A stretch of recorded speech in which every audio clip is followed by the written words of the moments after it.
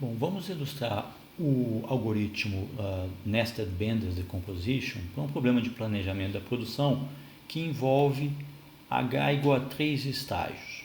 O que se deseja decidir aqui é a produção de aparelhos de ar-condicionado por um período, por um horizonte de planejamento correspondente a 3 períodos.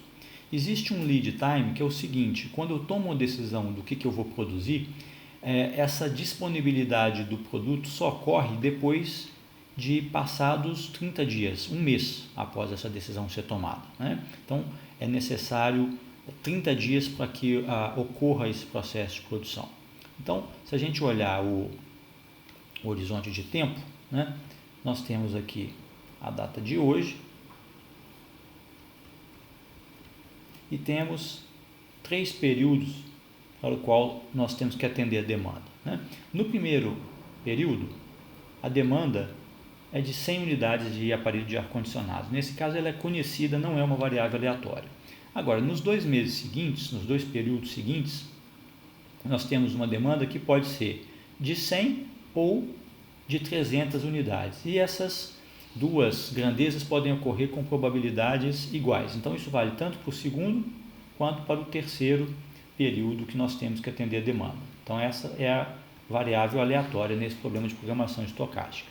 O que nós temos como custos de produção? Bom, eu tenho uma capacidade de 200 unidades mensais que, se respeitadas, cada uma dessas unidades produzidas vai custar 100 unidades monetárias. Agora, se eu decidir pagar a hora extra, eu consigo, ao custo de 300 unidades monetárias, produzir ar-condicionados de forma ilimitada. Quer dizer, eu consigo aumentar a capacidade, mas ele custa bastante mais do que esse valor nominal de 100 unidades monetárias. Eu posso estocar produto, eu posso produzir em um determinado período, visando atender a demanda de um período subsequente, só que para isso eu pago 50 unidades monetárias por unidade de ar-condicionado que eu carregar de um período para frente. Por exemplo, se hoje eu tomar a decisão de produzir 170 unidades, assumindo que meu estoque inicial é 0, que é o caso, eu vou gastar então 30 dias, um mês, para um período, né, para poder que essas 170 unidades sejam disponíveis. Então, aqui ao final desse período eu tenho 170, a minha demanda é de 100, 70 eu vou carregar para o período seguinte. Então, eu vou pagar 70 vezes 50, que é 3.500 unidades monetárias, para poder carregar essa produção adicional desse período para o seguinte. A gente não tem a possibilidade de deixar de atender a demanda. Essa demanda precisa ser atendida em cada um dos períodos. Essa é uma condição dura, uma restrição dura. E ao final dos 3 meses, não há valor de recuperação do estoque residual. Então, possivelmente vai haver estoque, né, porque a gente tem incerteza aqui. E essa quantidade que sobrar aqui, nós não vamos recuperar, né? Então, se sobrar alguma coisa nesse momento aqui, essa quantidade não vai ter nem custo de recuperação, nem custo de carregar para frente. E esse é um dos pontos que no modelo apresentado no livro, esse é um exemplo que vem do livro texto, na seção 6.1, é um exercício da página 270. Esse é um exercício que, na formulação do problema estocástico, o autor não inclui esse custo de carregar estoque ao final do período.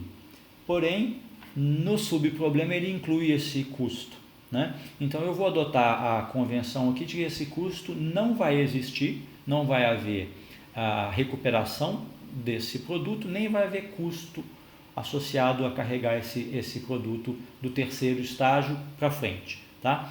Porque é consistente com a descrição que ele apresentou no problema e também é consistente com a descrição que ele apresentou na formulação inicial. Então, há uma diferença entre a formulação inicial e a formulação de cada um dos subproblemas para o terceiro estágio desse problema de programação estocástica. Em que consiste o modelo de programação estocástica que representa esse problema que acabamos de descrever? Bom, nós temos um problema multiperíodo com 3 estágios de decisão e com 7 nós na sua árvore de cenários. O primeiro desses nós representa a decisão atual, né, o momento atual onde nós vamos pela primeira vez decidir quanto produzir, né? Então esse aqui é o tempo, está representando o tempo, né, o estágio t igual a 1. O estágio t igual a 2, nós temos que a demanda pode ser, no primeiro caso, 100 unidades e a demanda no segundo caso, 300 unidades.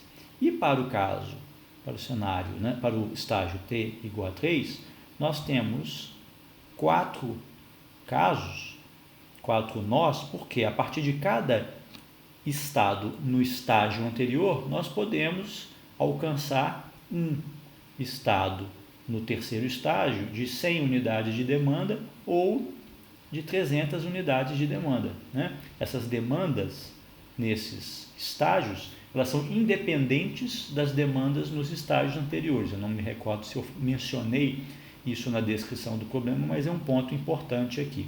Então, daqui nós temos 2 possíveis mudanças de estado. Para um estado em que a demanda se revela, né? Aqui a demanda é 100, né? Nós vamos produzir aqui para atender uma demanda de 100. No segundo estágio, a demanda que vai ser atendida é 100 ou 300. No terceiro, é 100 ou 300 também. Mas para representar essa árvore de estados, nós temos que construir esses caminhos a partir destes nós na árvore de cenários. Então, essa é a estrutura da árvore de cenários do problema. Então, quem é o conjunto de nós associados ao primeiro cenário? É esse cara aqui, ó. Então, esse aqui, ó, é o nó 1 associado ao estágio 1. No cenário, no estágio 2, nós temos 2 nós. Quais são? O 1, sempre pego essa corzinha aqui, ó. O 1 e o 2. E no estágio 3, nós temos 4 nós. Quais são eles? 1, 2, 3 e 4.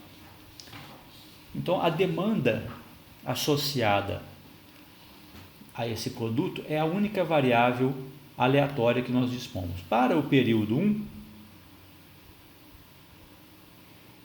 nós temos que a demanda é 100. Nós vamos, na verdade, normalizar essa demanda dividindo todos os dados e os custos por 100. Então, o custo vai ser custo por 100 unidades produzidas e a demanda vai ser em centenas de aparelhos de ar-condicionado. No cenário, no estágio 2, nós temos que a demanda de 2 é esse vetor correspondente, então, né, a 100 dividido por 100, 1 e 3. E no caso do terceiro estágio, a demanda é o vetor 1, 3, 1, 3. Quais são as variáveis de decisão que nós vamos empregar para representar esse problema? Então, nós vamos ter para cada nó da árvore de cenários um conjunto de variáveis de decisão que então vai ser indexada pelo nó da árvore e pelo estágio em que aquele nó da árvore se encontra. Então, a variável xkt é uma variável indexada pelo estágio t e para o cenário k no estágio t. O que ela representa? Ela representa quanto que eu vou decidir produzir no período t, naquele cenário, sem hora extra.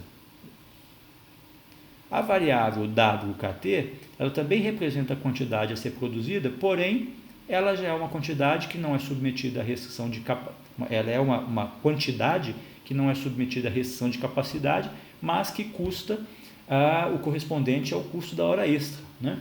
E nós temos uma quantidade aqui, ykt, que representa a quantidade estocada de um período para o período seguinte.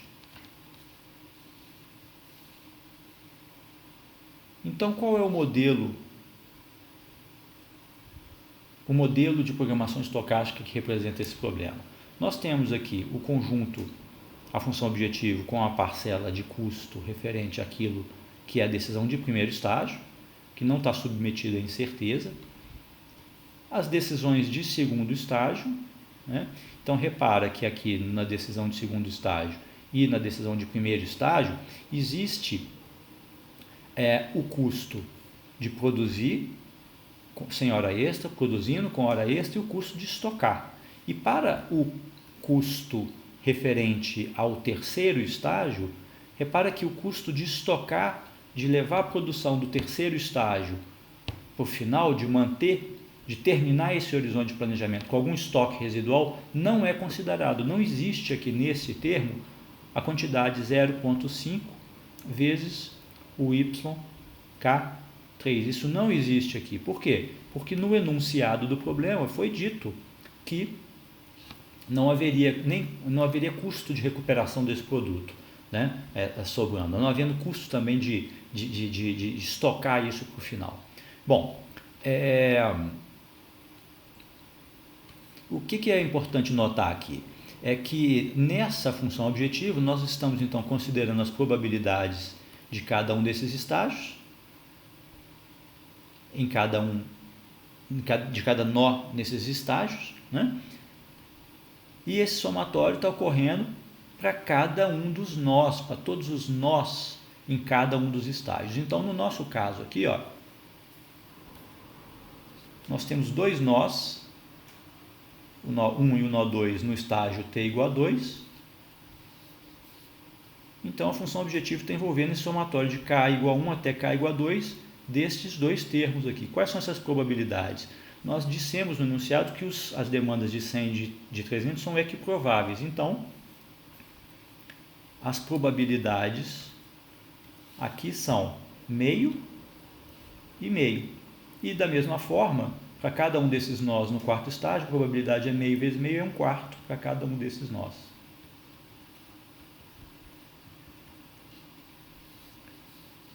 Então, essa probabilidade aqui é meio, e essa probabilidade aqui para cada um dos nós K no terceiro estágio é 1/4. Ótimo. Então, em que consiste o conjunto de restrições? Nós temos um conjunto de restrições puramente de primeiro estágio aqui, que limita a capacidade a ser produzida sem hora extra em 200 unidades, aqui está normalizado, dividindo por 100, uma restrição de balanço, que me diz o seguinte: olha, a demanda de 100 unidades ela tem que ser atendida por aquilo que eu produzi, que é essa soma aqui, de x1 mais w1, isso aqui é tudo que eu produzi, e o que sobra é o estoque. Então, se eu produzir muito além da demanda, o estoque vai acontecer e eu vou penalizar esse estoque na função objetivo. Da mesma forma, existe aqui um conjunto de restrições para o segundo e para o terceiro estágio.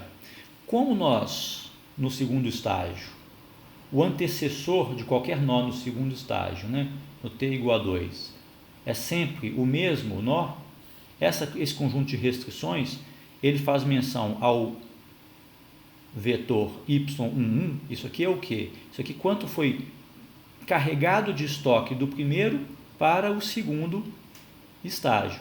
Então, essa informação aqui está sendo enviada do primeiro para o segundo, y11 está sendo carregada daqui para estes dois nós. Como o antecessor aqui só pode ser o vértice, o nó com k igual a 1 no estágio t igual a 1, esse conjunto de restrições aqui foi diferenciado do terceiro estágio. Qual que é a diferença então? A diferença é que nessa mesma restrição para o terceiro estágio, a variável y, né, que está sendo carregada para cá, é y, se eu olhar para esse estágio aqui, y, para a restrição deste nó aqui para este nó, a variável y que está aparecendo aqui, ela tem indexado no nó, o subíndice, como o a de k, porque as demais variáveis aqui estão sendo indexadas em k. K é o índice de um nó no terceiro estágio aqui, E quem que é alguém que manda estoque para ele? é o y do segundo estágio anterior, mais o nó AK daquele estágio. Então, essa aqui é a diferença entre esses dois conjuntos de restrições. Além do que, as variáveis, as restrições de segundo estágio são indexadas para 2 subproblemas, para 2 nós, e as de terceiro estágio são indexadas para 4. Todas as variáveis de decisão são não negativas. Então, isso completa a descrição do modelo de programação estocástica do nosso problema. Então, esse é o problema determinístico equivalente associado a esse problema. A gente pode resolver isso e a gente vai obter a solução ótima do problema. O que nós vamos fazer? Nós vamos adotar a estratégia de resolver via método de decomposição.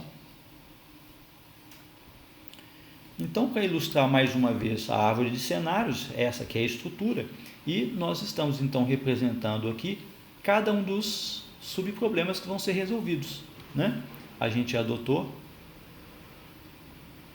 L-Shaped Decomposition de T e K. Para o estágio 1, eu tenho apenas um nó, que é esse.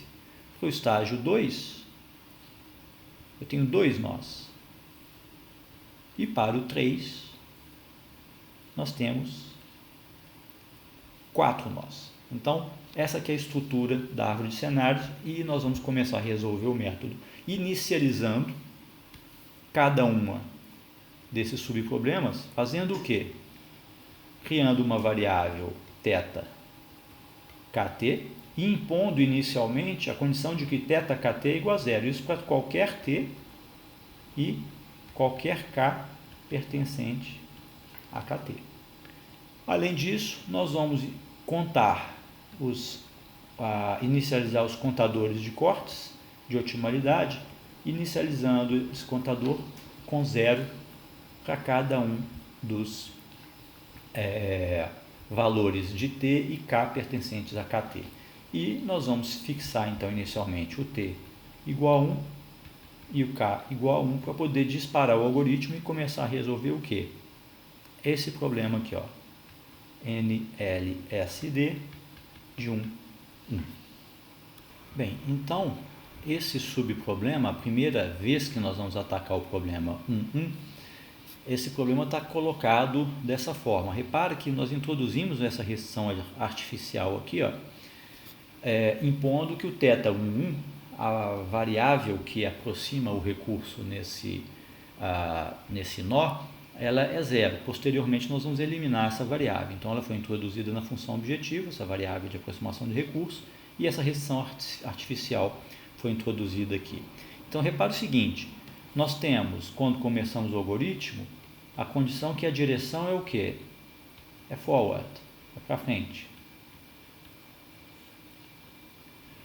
E não temos nenhum corte de otimalidade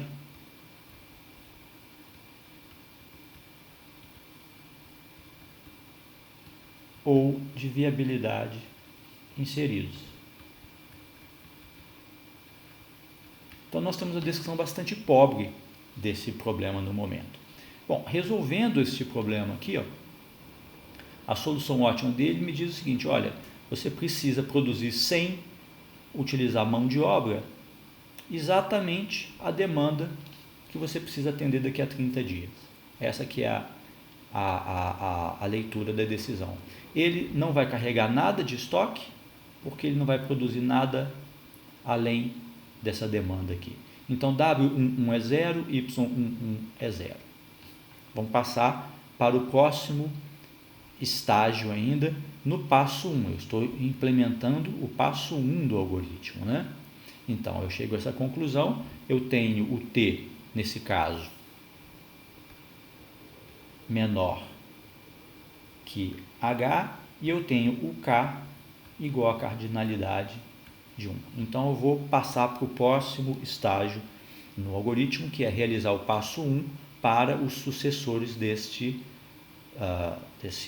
nó.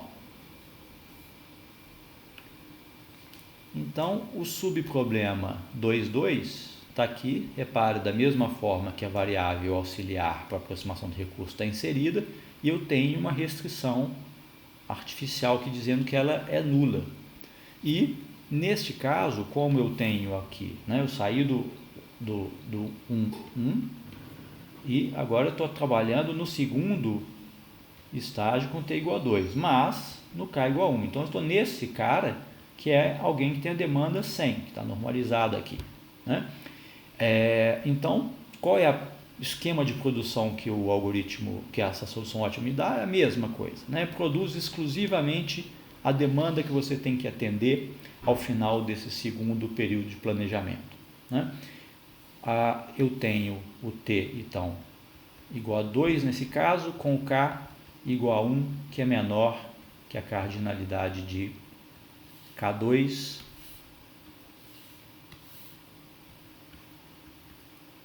que é 2, então é avanço, né? Eu mantenho o K e avanço, eu mantenho o T e avanço o meu contador de K. Então agora eu vou resolver o problema para o vértice 2, 2, né? Para o subproblema 2, 2. Então tá aí, passo 1 para o subproblema 2, 2. A variável θ22 foi introduzida na função objetivo, a restrição θ22 igual a zero, e a diferença desse problema para o seu irmão no mesmo cenário é que nós estamos agora no nó em que a demanda é 300, né? Normalizada para 3. Qual que é a decisão ótima aqui? Bom, como o custo de produzir sem mão de obra é menor que o custo sem hora extra, é menor que o custo de produzir com hora extra, essa demanda 3 não pode ser atendida exclusivamente pela produção sem hora extra. Eu produzo tudo que eu posso sem hora extra, e o que eu precisar adicionalmente eu pago hora extra. Mas o fato é que eu não carrego estoque ainda, então não estou levando estoque para o período subsequente. Então, agora fazendo, né, o t igual a 3 para o seu primeiro subproblema, né, o primeiro nó nessa árvore de cenários, o primeiro cenário no estágio igual a t igual a 3, nós temos de forma análoga, né, aproximação do recurso, restrição adicional, né, artificial aqui. A solução ótima nesse caso, né, ela vem fazendo a demanda ser exatamente, a produção sem hora extra ser exatamente a demanda de 1, né? Lembrando que esse caso aqui do k igual a 1 para o t igual a 3 é o subproblema que tem a demanda de 100, que vem de um antecessor no segundo estágio que também tinha a demanda de 100, né? Então a decisão aqui nesse caso é produzir exatamente a demanda, não tem nenhum corte de otimalidade forçando a produzir mais, né? E aqui eu já estou guardando os multiplicadores, né? Porque eu já estou no final da primeira, eu já estou na última camada, e daqui a pouco eu vou voltar, já vou salientar aqui os multiplicadores, né? Então o que eu representei aqui são os dois subproblemas para os dois nós, os dois primeiros nós no terceiro estágio. O NLSD 3.1 e o NLSD 3.2, que é esse irmão dele aqui, ó, que tem uma demanda de 300 e que, portanto, a sua solução ótima corresponde a produzir sem hora extra tudo que a capacidade permite e completar com 100 unidades usando hora extra. E os vetores de variáveis duais associados a essas restrições aqui, né? Então, qual que é a lógica aqui? O zero, a primeira entrada está sendo associada aqui, né? Então, aqui é o π13, aqui é um vetor, aqui é a primeira entrada do π13. E isso daqui é a segunda entrada do π13, que é 1. Essa restrição aqui tem o multiplicador 1 e a restrição, a mesma coisa, né? A mesma coisa aqui. Essa restrição aqui, o multiplicador dela é menos 2, e essa restrição aqui, o multiplicador dela é 3. Então, muito bem, vamos passar agora, né, quando eu sair daqui, né, só para salientar a dinâmica do algoritmo, aqui eu estava em t igual a 3 com k igual a 1. Então, na aplicação do algoritmo, o que eu vou fazer? Como eu não estou no k igual a cardinalidade de 3, eu vou incrementar K e manter 3 e fazer o passo 1 para esse problema aqui com T igual a 3 e o K incrementado, ou seja, resolver esse problema, né? Então, salientamos que aqui a gente vai produzir tudo que pode ser com a hora extra desligada, 2 unidades e atendendo a demanda de 3, completando com uma pagando hora extra. Os dois últimos subproblemas, né, nesse tempo igual, nesse terceiro estágio, para o terceiro e quarto subcasos, né, ou subproblemas ou cenários no terceiro, e esses dois, esse primeiro que tem a demanda de 100, esse tem a demanda de 300, eles estão vindo de um antecessor no segundo cenário que teve a sua realização de demanda igual a 300, né?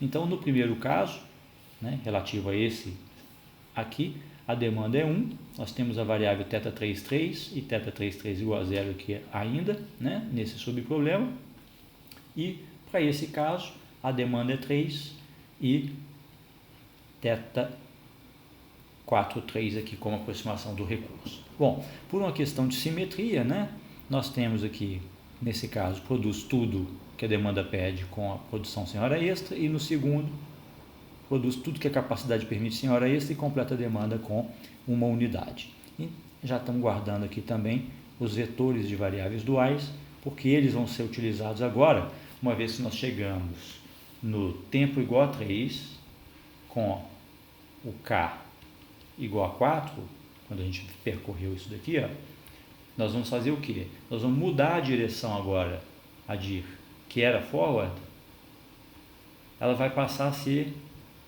backward.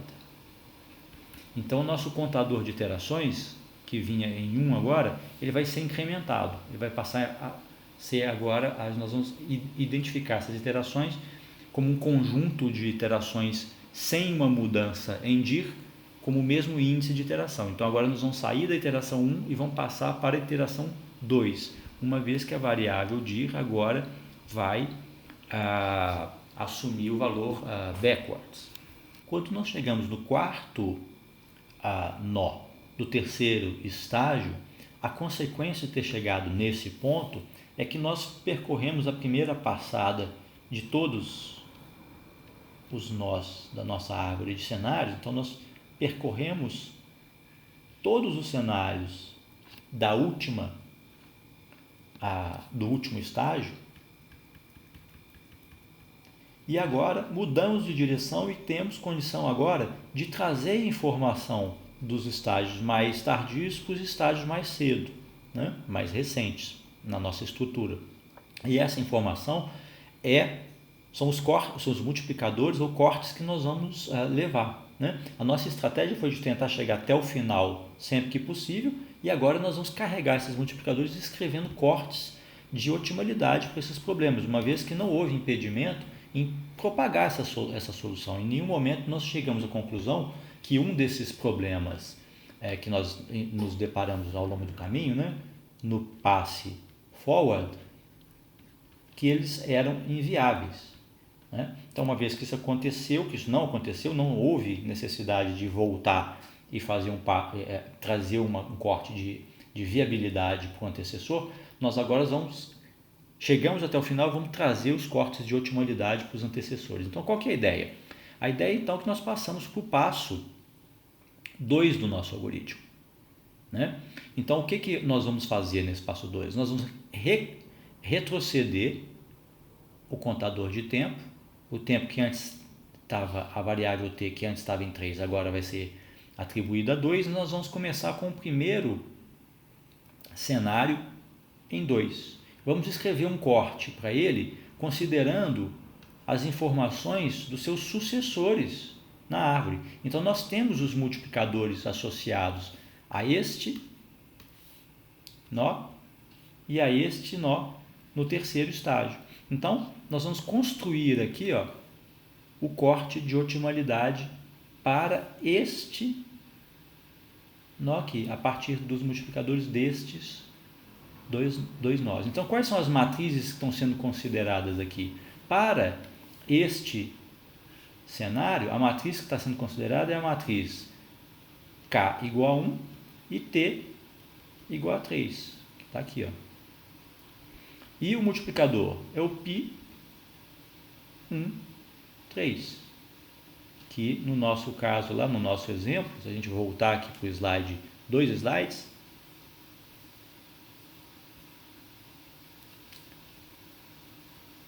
era o 0,1, que é esse cara.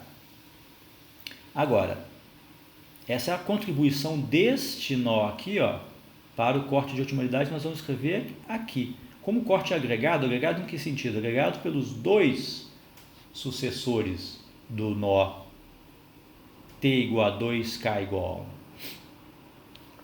1. E para este nó, a contribuição dele para escrever o corte para esse é da matriz, vem da matriz t 2, 3 e o multiplicador π 2, 3.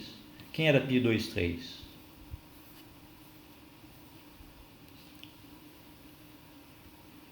Menos 2 e 3. Que é o menos 2 e 3 aqui. E quem são essas matrizes que são empregadas aqui para a construção do corte?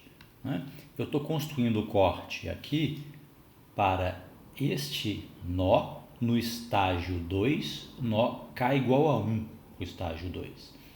Bom, elas são as matrizes, no nosso caso, no nosso exemplo, é a matriz T2, 3 e a matriz T1, 3. Essa matriz, essas duas matrizes, ou digamos, a matriz TK3 é a matriz que multiplica as variáveis de decisão do segundo estágio, Então é a matriz que multiplica um vetor de variáveis de decisão de segundo estágio que aparecem no recurso no terceiro estágio no nó K. Então, são as matrizes que multiplicam as variáveis de decisão no segundo estágio para o nó A de K, se isso aqui é K, A de K, no estágio 3 menos 1. Essa que é a construção dessa matriz.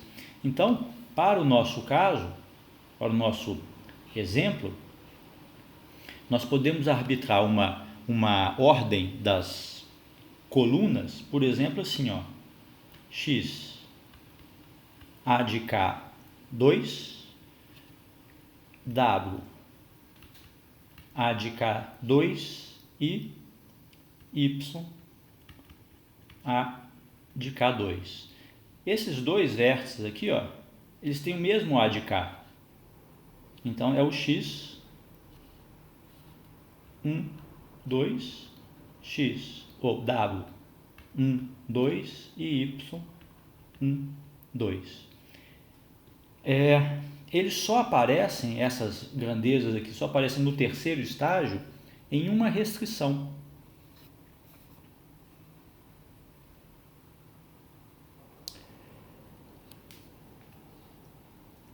Na restrição que soma a essa demanda aqui, ó, que na verdade aqui está escondido, O y relativo ao, aqui é o 3, aqui é o vértice 3, então o A de K aqui, ó, o A de 3 aqui é o 2. Então o y 2, 2, ele está escondido aqui, é 1 menos y2, 2, que é 0, o que foi exportado para cá, Esse y22 aqui é 0.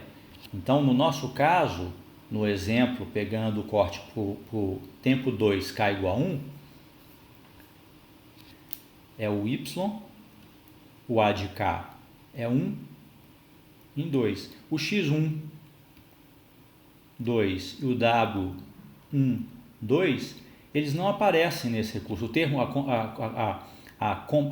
combinação deles, o efeito deles é 0. Então, nessa primeira linha aqui, ó, nenhum dos três aparece. Essa linha é uma linha pura de terceiro de terceiro estágio, e essa linha aqui é uma linha que tem a variável de terceiro estágio, mas tem também aqui, né, se a gente for lembrar, né, tem esse termo aqui, ó, que está somando aqui a essa linha para poder compor essa demanda. Então, nessa sequência de variáveis que a gente adotou, a matriz T vai ser representada de que forma?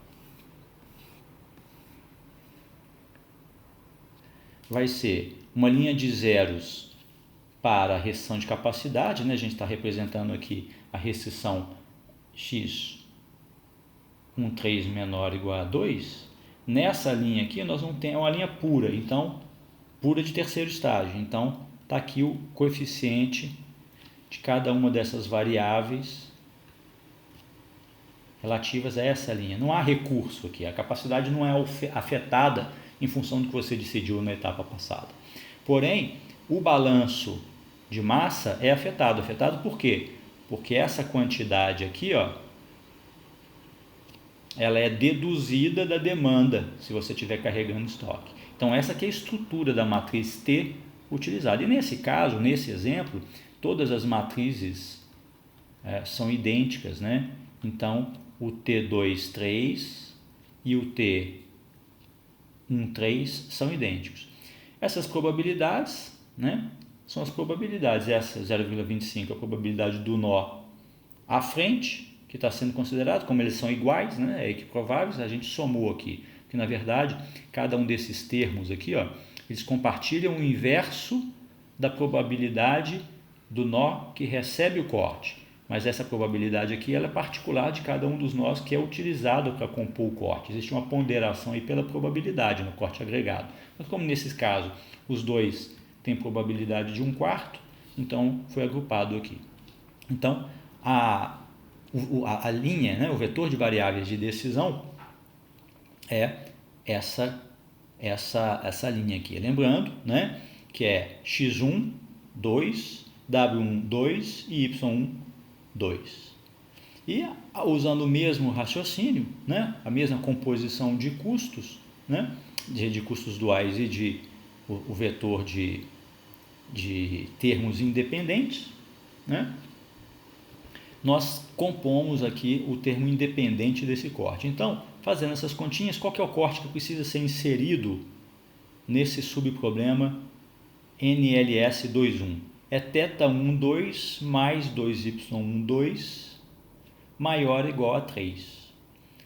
Como essa quantidade aqui, né? Bom, esse corte, na primeira vez, esse corte ele vai sempre ser violado, né? Porque a gente colocou essa restrição aqui igual a zero. Então, a gente vai ter que remover essa restrição de θkt igual a zero e substituir pelo corte de otimalidade na medida que o primeiro deles entrar. Então, esse corte vai ser introduzido onde?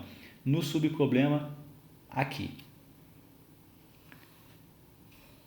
E por uma questão de simetria até o presente momento, né, nós temos que o mesmo corte vai ser gerado para o subproblema NLDS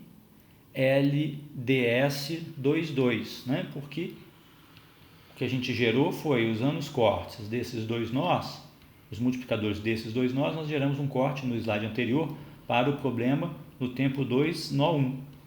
Agora, nós estamos gerando a mesma coisa para o 2,2. Esse tem probabilidade de demanda de 100, esse tem demanda de 300 e a mesma coisa aqui. E como nós não inserimos nenhum corte diferente nesses dois problemas e nestes dois problemas, quer dizer, esses dois problemas aqui não vão receber cortes diferentes mesmo, porque eles são os nossos terminais na nossa árvore de cenário.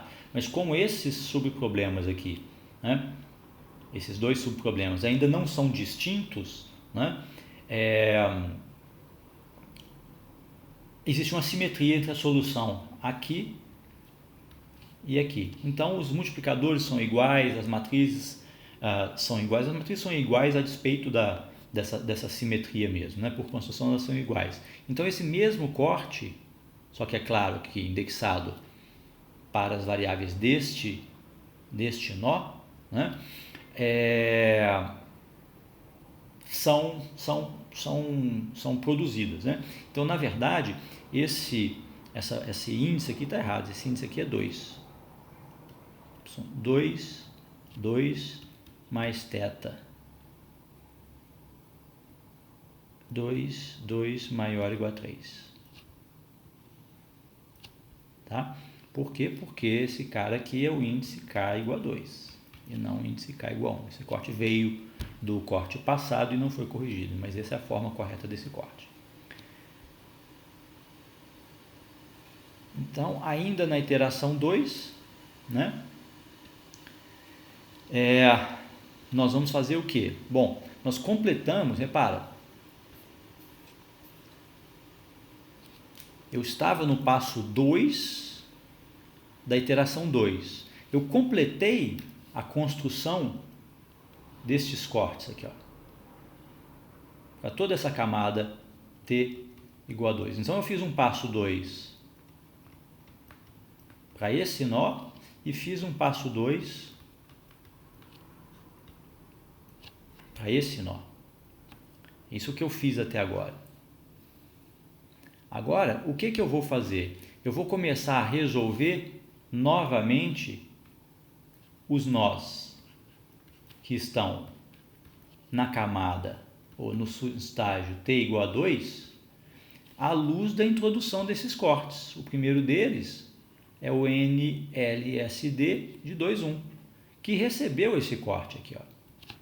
Antes de passar a informação, qualquer corte para cá, eu vou agora tentar representar melhor o recurso para esses dois subproblemas, antes de compor uma informação para cá. Eu já tenho cortes novos aqui, né? Então eu vou tentar carregar isso, mas eu vou fazer um passo 2 agora, um passo 1 agora, reotimizando isso daqui, né? O passo 2 é relativo à construção do corte, o passo 1 agora vai reotimizar esse subproblema, o 2,1 e na sequência o 2,2. Então, reotimizando isso aqui, repara, a restrição θ 1,2 igual a 0, ela foi eliminada. Nós agora temos um contador R 1,2, que é o contador de cortes de otimalidade, que saiu de 0 e agora passou a ser 1, e o contador de cortes de viabilidade continua sendo 0 ainda. Então, nós resolvemos esse subproblema agora com essa nova restrição e obtemos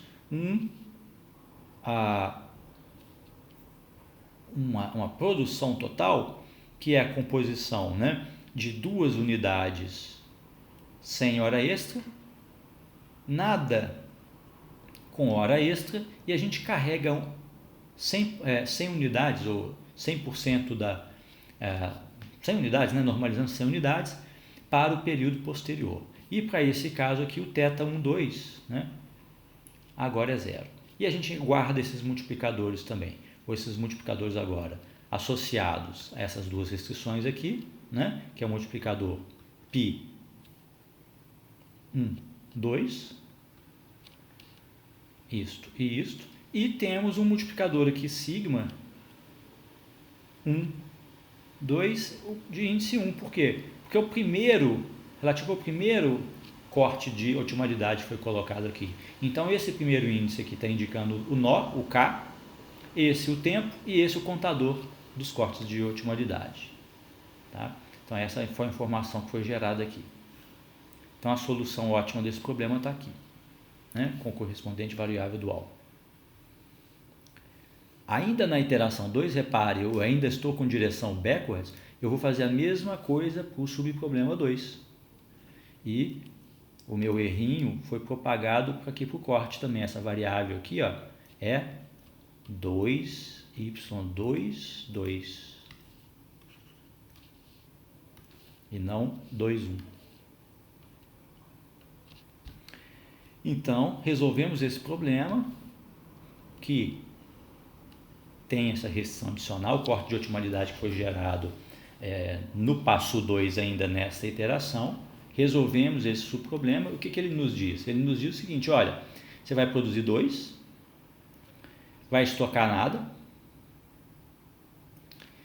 vai produzir 2 sem com a mão de obra total, sem hora extra, vai estocar nada, e para poder compor esses 3 aqui que você precisa, você vai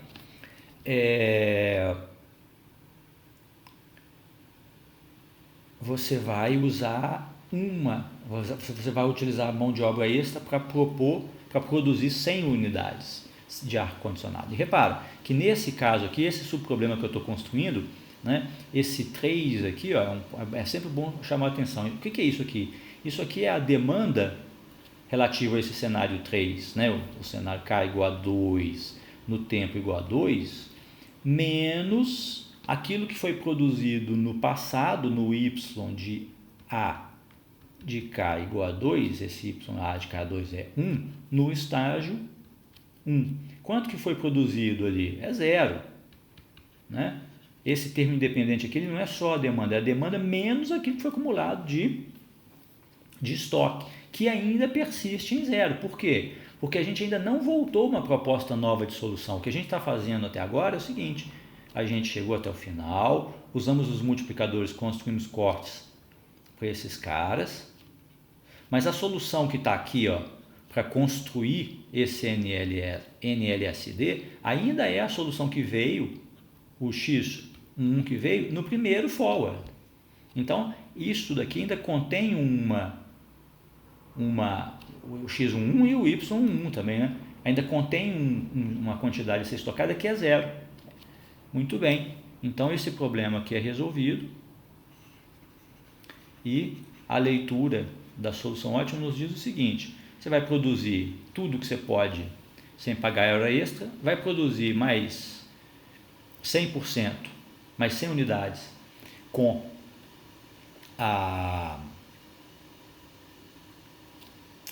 hora extra, né? E a sua função recurso, nesse caso, que também aqui é θ22, né?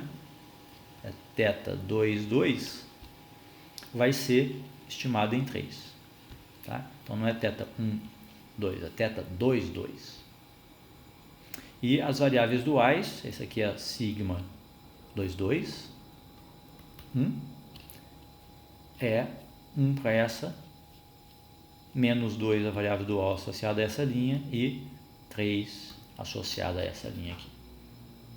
Então continuamos com a direção Beck e vou para o passo 2 agora. Por quê? Porque eu terminei o passo 1 para todos os K igual a 2, que é exatamente cardinalidade de K2, para o tempo igual a 2. Então eu continuo com dir igual a Beck, né? Só que eu vou fazer agora o quê? Passo 2, eu vou utilizar essa informação aqui para construir um corte de otimalidade para o estágio anterior. Então a mesma coisa, o que nós estamos fazendo aqui? Nós estamos agora introduzindo um corte de otimalidade que vai ser aplicado no subproblema NLDS 11. Quem que está abastecendo esse cara com multiplicadores? É a solução ótima do NLDS 2.1 e o NLDS 2.2. Então aqui, ó os multiplicadores aqui, ó, as matrizes T12 relativo a esse e o 2.2 relativo a esse, com os seus multiplicadores π22 associado a esse e π 1,2 associados a esse multiplicador.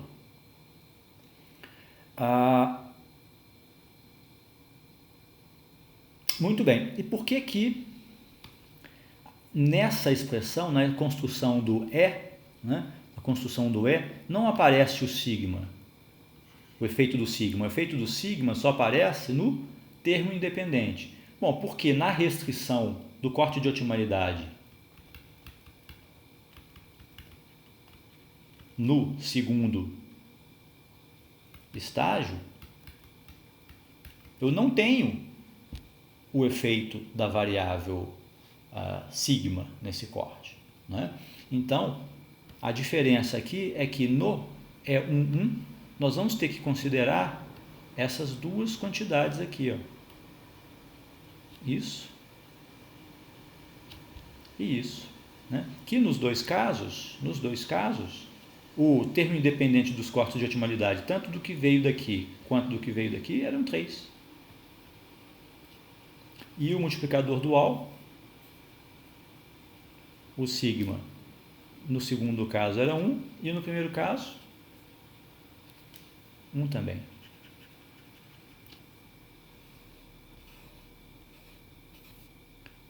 Que é o que está indicado aqui. 1 e 1. E os multiplicadores π? Menos 2 e 3. O segundo problema para esse aqui. Menos 2 e 3. E menos meio e 1,5 para o primeiro. Muito bem. Então, fazendo essas continhas, a gente tem esse corte novo aqui, ó, que vai ser abastecido onde? Neste subproblema aqui, ó. Então, aqui eu estou removendo a restrição θ1 igual a 0, né? E introduzindo esta restrição aqui para aproximar recurso. Então, agora, o que ele está me dizendo? Está me dizendo o seguinte: θ mais algum coeficiente y1 é maior ou igual a essa quantidade aqui, né? Essa solução aqui nova vai ter que considerar isso daqui. Então, agora, o que o algoritmo faz? Ele faz o próximo passo, para esse problema, utilizando agora, compondo essa solução aqui, esse corte no LSD11. Então, qual que é a solução ótima agora? Bom, agora ele está dizendo o seguinte: olha, a melhor alternativa aqui, já que eu tenho que satisfazer essas duas coisas aqui, é eu estocar alguma coisa. Para estocar alguma coisa, eu vou ter que produzir mais do que eu produzia antes. Antes eu produzia 1, agora eu vou produzir 2. Tudo sem hora extra. E para esse caso, quanto que ficou a aproximação da minha função recurso? 3,5, θ1. Agora eu mudei a direção para for. Por quê? Porque eu acabei de chegar no nó raiz, tendo trazido informação em um passe backward completo. Então, cheguei aqui com cortes que foram construídos a partir desses dois caras, reotimizei esse problema e agora eu inverto a direção, passo a direção C for. A partir daqui, nós vamos contar a iteração iter igual a 3. Bom, esse processo ele vai seguir, segundo o livro, e isso é um dos exercícios que são propostos na lista de exercícios ao final do livro e que vai ser solicitado como atividade desse capítulo. Esse processo vai persistir por mais 6 iterações, né? Correspondendo então a 3 passes na direção for e 3 passes na direção back, tá? Então, ao final desse processo, esse problema na raiz vai ser resolvido sem a necessidade de introdução de cortes adicionais, tá? E ele vai entregar essa solução aqui, ó, a aproximação do recurso e o recurso propriamente idênticos, igual a 3,75, e a solução ótima de primeiro estágio seria o quê? Eu vou produzir 2, estocando 1, com um custo igual a 6,25. Essa que é a solução ótima desse problema. E cabe uma palavrinha aqui, que é o seguinte: essa solução que está sendo apontada como a solução ótima para esse problema, x1 igual a 2 e y11 igual a 1, ou seja, ele vai produzir 2 sem pagar hora extra e armazenar 1, lembrando que a demanda nesse primeiro estágio era 1, ela já apareceu como solução ótima do problema que a gente acabou de resolver aqui, ó, quando introduzimos o primeiro corte de otimalidade. Repara, eu já tenho essa solução primal aqui, ó. x1 igual a 2 e y1 igual a 1. O que não está corretamente especificado aqui ainda? Para que a solução que a gente acabou de calcular seja deduzida como ótima. O que não está corretamente especificado é o custo do recurso. Então, eu vou ter que propagar essa solução e verificar o que vai acontecer com ela, né? E eu já sei que eu vou precisar corrigir esse recurso aí. Eu sei que essa solução que custa, onde eu produzo 2, armazenando 1, ela é a solução ótima, mas ainda não consegui avaliar corretamente quanto que ela custa. Então, eu vou ter que fazer mais um passe mais uma rodada desse algoritmo no sentido for, no sentido backward, pelo menos uma, aqui está dizendo que são mais duas, né? mais duas for, mais duas na backward, para poder chegar a essa conclusão. Mas eu já sei que o problema não está na parte primal propriamente, está na construção da aproximação da função recurso. E isso tem a ver com uma dificuldade adicional que é inerente ao método de Benders em sua versão multi-estágio, para resolver o problema de multi-estágio, que já antecipando, é que esses cortes de otimalidade, eles não necessariamente são suporte da função recurso. Então, o que eu estou querendo dizer com isso? Vamos supor que eu esteja representando aqui, né, nesse gráfico, a variável de primeiro estágio aqui. Vamos considerar que eu tenho uma variável de primeiro estágio apenas.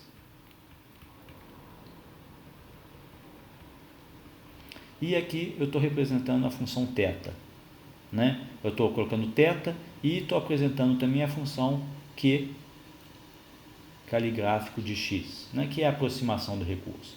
Então, o que eu vou dizer aqui é o seguinte, eu vou representar em vermelho a função Q.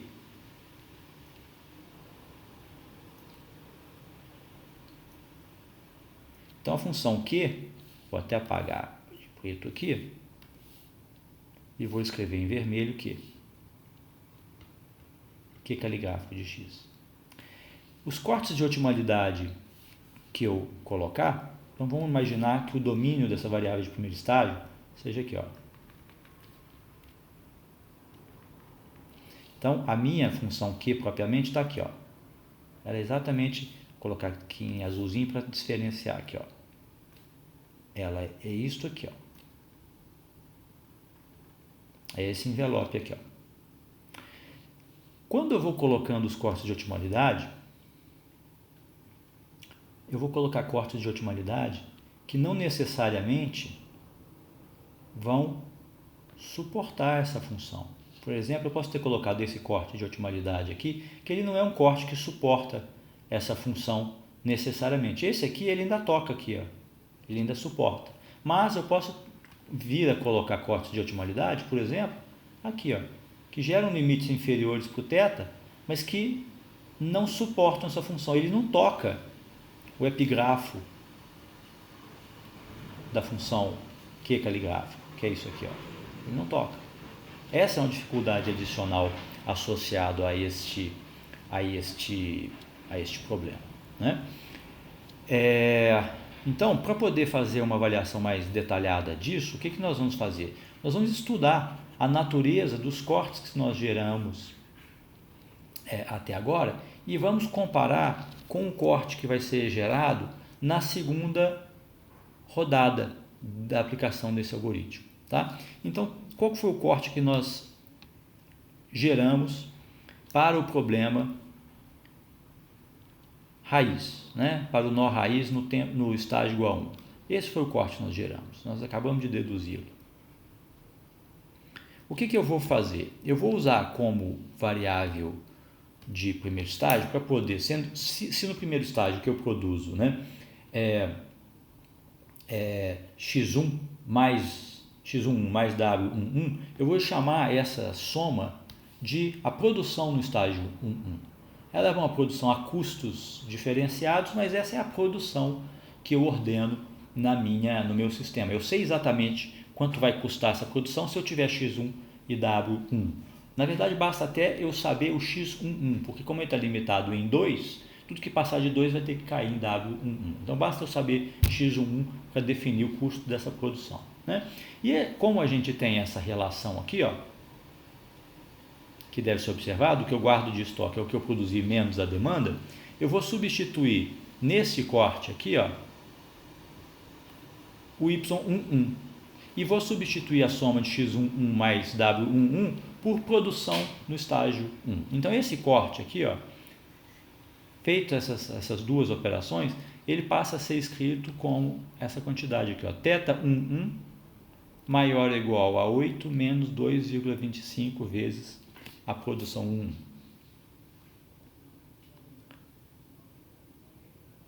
Por outro lado, a função objetivo que nós temos para o problema é o quê? O que eu quero minimizar? Quero minimizar essa quantidade aqui, ó. Então, fazendo a mesma coisa, né? Substituindo θ11 por essa expressão, né? Vou ganhar uma quantidade Z11 maior ou igual, né? E o Y11 por meio dessa expressão e substituindo, né, aquilo que é a soma de X11 mais W11 por produção, né? Nesse intervalo, o X11 só pode ser entre 1 e 2. Então, necessariamente, como essa variável W11 é maior ou igual a zero, a produção é maior ou igual a 1. Né? E ela não precisa ser... ela é maior, a produção é maior ou igual a 1 e o X11 é entre 1 e 2. Então, o que a gente vai plotar como função recurso é a produção de 1, começando em 1 e se estendendo pela reta real. Né? Então, fazendo essas operações aqui, né, de reescrever essa função, substituindo θ11 por esse limitante inferior, substituindo y11 por essa quantidade e prod no papel da soma de x11 mais w1, o que a gente obtém para a função objetivo como consequência dessa estimativa aqui de θ11? A gente obtém essa expressão aqui, ó. Tá? Para o Z1. Por que isso aqui acontece? Né? Esse mínimo aqui, esse máximo, vem exatamente da singularidade que ocorre no x igual a 2, x11 igual a 2. x11 igual a 2 é o máximo que o x11 pode assumir. Né? Então, sempre que a produção foi excedente em 2, eu vou ter uma contribuição aqui que é acionar a mão de obra, a hora extra. Né? E o mínimo aqui é quando eu não precisar fazer isso. Claro que esses coeficientes aqui vieram de rearranjar esses termos. Tá? Então, essa função Z1 aqui, ó, ela pode ser decomposta em dois segmentos. Né? Ela é uma função linear por partes em dois segmentos. Um para o segmento em que a produção total é menor ou igual a 2 e o segundo para o segmento em que a produção é maior que 2. Então, ela tem essas duas expressões aqui. Ó, tá? Ela é alguma coisa assim, ó. Então, aqui eu estou representando Z1, né? E eu tenho prod aqui. Então, ela é alguma coisa que faz assim, né? Ela cai. Então, ela aqui, ó, é prod igual a 0,75, então aqui é 6,75. Então, isso aqui é 6,75. Tá? E no 2, ela já tem outra característica, ela muda de inclinação, né? Que é essa parte aqui, ó. Aqui é negativo e aqui é positivo. Está parecendo que a inclinação aqui é a mesma, não é, mas não é não. A inclinação aqui é um pouco maior. Então, vamos diminuir essa aqui. Vou colocar essa assim, né? Para poder aumentar a outra e ficar mais razoável. Pronto. Tá? Então, essa é a expressão associada à função z, né? A função objetivo, aquilo que eu quero minimizar, para essa informação que eu gerei com o primeiro corte. E agora eu vou fazer a mesma coisa, vou produzir o mesmo raciocínio para o segundo corte que foi gerado e que eu não discuti aqui nessa apresentação. Por quê? Porque ela vai aparecer da terceira em diante iteração do método, né? Que nós não vimos. Tá? Então, o exercício 2 do livro pede exatamente para você continuar o método até o final. E a desigualdade que é obtida na segunda rodada, né, o segundo corte que é inserido nesse subproblema NLS de 1, é esse daqui. Ó. E a gente procedendo da mesma forma, eu vou obter essa função linear por partes para o decorrente desse segundo corte que a gente está gerando aqui. Então, na hora que a gente plotar essa função aqui, ó, né, isso.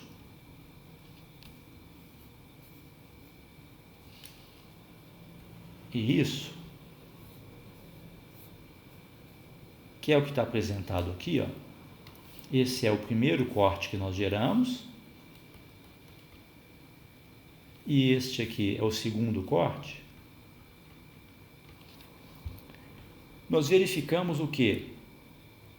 Que essa função, essa curva azul, repara, ela não pode ser suporte da minha função recurso. Para todo ponto x, para todo ponto produção, né? Para todo ponto de produção em 1 maior que 1, existe uma diferença entre o valor da função recurso, né? da estimativa da função Z11, Z11, dado pela primeira e pelo segundo corte. Então, essa função, esse corte que a gente introduziu, não é um corte que suporta a função recurso. Ele não necessariamente toca a função recurso em mais de um ponto. Então, por exemplo, esse hiperplano aqui, ó, ele não é suporte.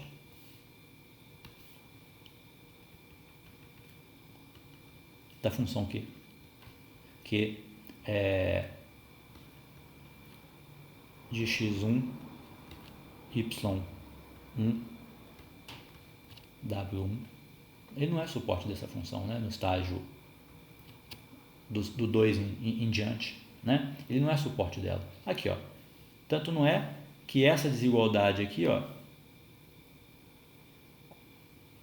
esse lado de cá para x maior ou igual a 2, ele está sempre com uma folga positiva aqui delta. Tá?